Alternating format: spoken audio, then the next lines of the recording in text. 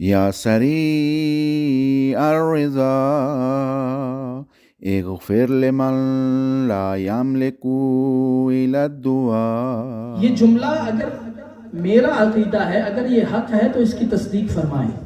اس نے جملہ لکھا کہ امام کے لیے کائنات ایسے ہے جیسے گردو جسے کہتے ہیں اخروٹ. فرمایا ایسے ہی امام کے سامنے یہ کائنات ہے جس طرح انسان کے سامنے یہ گردو ہوتا ہے. تو امام علیہ السلام نے اس کے نیچے لکھ کے بھیجا کہ ھذا حق، کہ امام کے سامنے یہ کائنات ایسے ہے جیسے ہاتھ میں انسان کے اخروٹ ہو، جس طرح اسے چاہے گھما دے.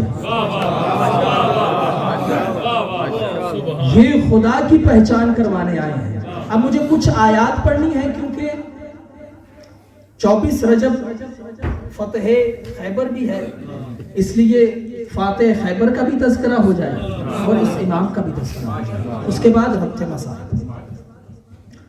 ارشاد پروردگار ہوتا ہے قرآن میں کہ جب حضرت ابراہیم علیہ السلام نمرود کے سامنے گئے تو نمرود کے سامنے جا کر حضرت ابراہیم نے دعوت توحید دی، دعوت حق دی. نمرود نے کہا اچھا یہ بتا کہ تیرا پروردگار کرتا کیا ہے؟ توجہ چاہتا ہوں. نمرود نے کہا تیرا پروردگار کرتا کیا ہے؟ اب حضرت ابراہیم کہنے لگے میرا پروردگار وہ ہے ربی الذی یحیی و یمیت، میرا اللہ وہ ہے جو زندگی دیتا ہے اور موت بھی دیتا ہے. اچھا یہ بڑا چالاک تھا. اس نے کیا کیا؟ اس نے اپنے وزیر سے کہا کہ جس غلام کو، جس قیدی کو پھانسی کا حکم دیا ہے اسے آزاد کر دو، اور جسے آزادی سنائی ہے اسے پھانسی دے دو. حضرت ابراہیم کو کہنے لگا زندگی اور موت تو میں بھی دیتا ہوں. حضرت ابراہیم نے کہا کہ میرا پروردگار وہ ہے یأتی بالشمس من المشرق، میرا اللہ وہ ہے کہ جو مشرق سے سورج نکالتا ہے. اگر تو اللہ ہے فأتی بہا من المغرب، تو مجھے مغرب سے سورج نکال کے دکھا. اب حضرت ابراہیم کے اور قرآن کے مطابق اللہ کون ہے؟ جو زندگی دے اور موت بھی دے. اللہ کون ہے؟ جو مشرق سے سورج نکالتا ہے.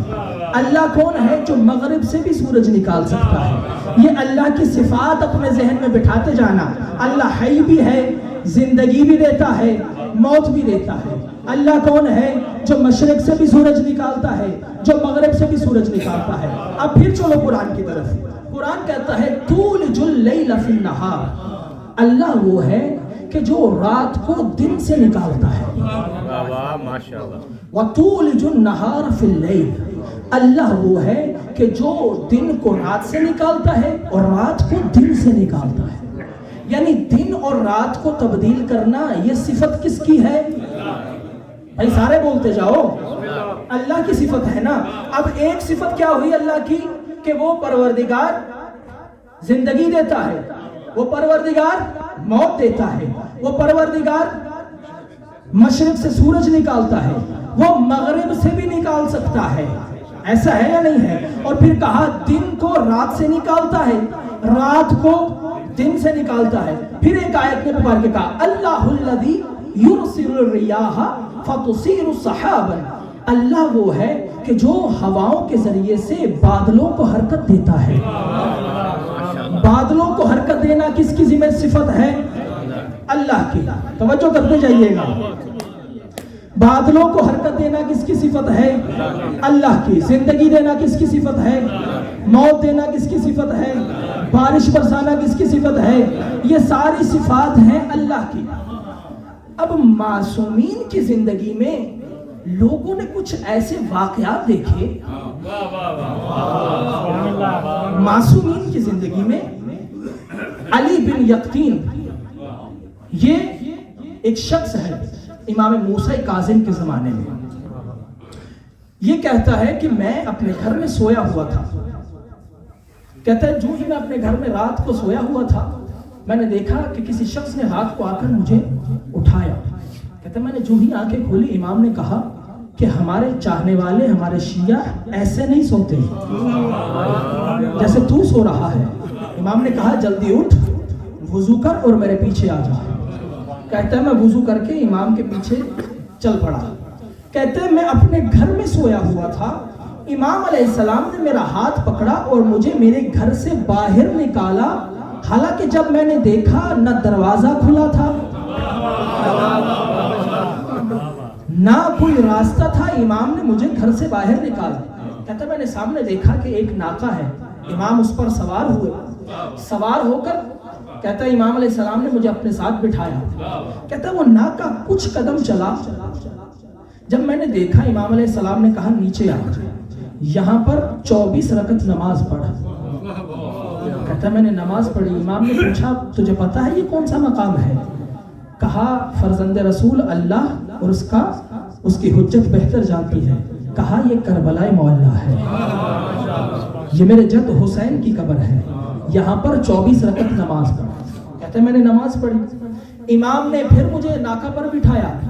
کہتا ہے کچھ قدم ناکا چلا, ہم کوفہ میں تھے, مسجد کوفہ کے باہر دربان کھڑے ہیں, باہر سپاہی کھڑے ہیں. کہتا پر کسی کو ہم نظر نہیں آ رہے. امام مجھے مسجد کوفہ میں لے کر گئے, وہاں پر میں نے نماز پڑھی. اس کے تھوڑی دیر بعد امام نے پھر ناکا پہ بٹھایا. تھوڑی دیر کے بعد ہم نجف اشرف میں پہنچے.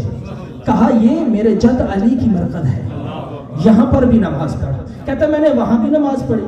کہتا اب ہم نماز پڑھ کے پھر مولا نے مجھے ناکا پہ سوار کیا. ناکا کچھ قدم چلا. کہتا مجھے سامنے مکہ اور حرم نظر آنے لگا. کہتا میں نے مکہ و حرم کی زیارت کی. امام نے پھر مجھے ناکا پہ سوار کیا, مجھے سامنے مسجد نبوی نظر آنے لگی. کہتا میں جو ہی مسجد نبوی میں پہنچا, اب امام علیہ السلام نے, کہتا ہم مسجد نبوی سے جب فارغ ہوئے تو امام نے کہا کہ اے علی اتريد ان اریک من دلالات الامام, اے علی کیا تو چاہتا ہے کہ تجھے امام کے دلائل میں سے, امام کی نشانیوں میں سے کچھ نشانیاں دکھاؤں؟ اے علی کیا تو چاہتا ہے تجھے امامت کی نشانیاں دکھاؤں؟ اب صفات پروردگار ذہن میں رکھنا ہے. کہتا ہے جی مولا. اب جیسے ہی کہتا ہے میں نے مولا سے کہا مجھے امامت کی نشانیاں دکھائے. کہتا ہے مولا نے کہا, رات کا وقت تھا, مولا نے کہا یا لیل ادبر. کہتا ہے مولا نے یہ جملہ کہا یا لیل ادبر ثم ادبر اللیل عنا. کہتا ہے مولا نے کہا اے لیل, اے رات چلی جا. کہتا ہے مولا کا کہنا تھا وہ رات کی تاریکی دن میں بدلنا شروع ہو گئی. کہتا ہے جو ہی روشن دن ہوا, سورج چمکنے لگا, ہم نے ظہر کی نماز پڑھی. کہتا ہے تھوڑی دیر کے بعد امام نے کہا یا نہار ادبر, اے نہار چلا جا, اے دن چلا جا. کہتا ہے وہ چمکتا ہوا سورج سیاہی میں تبدیل ہونے لگا, پھر سے رات ہو گئی. کہتے ہیں جو ہی رات ہوئی نا, میں نے کہا کہ یا امام اب میں نے دیکھ لیا ہے, اب مجھے آپ واپس پہنچا دے. اب یہ وہ امام ہے کہ جو دن کو رات میں تبدیل کر رہا ہے, رات کو دن میں تبدیل کر رہا ہے, کبھی ڈوبے ہوئے سورج کو پلٹا رہا ہے, کبھی مشرق سے سورج کو نکال رہا ہے. دوسری ایک روایت پڑھوں کہ جس میں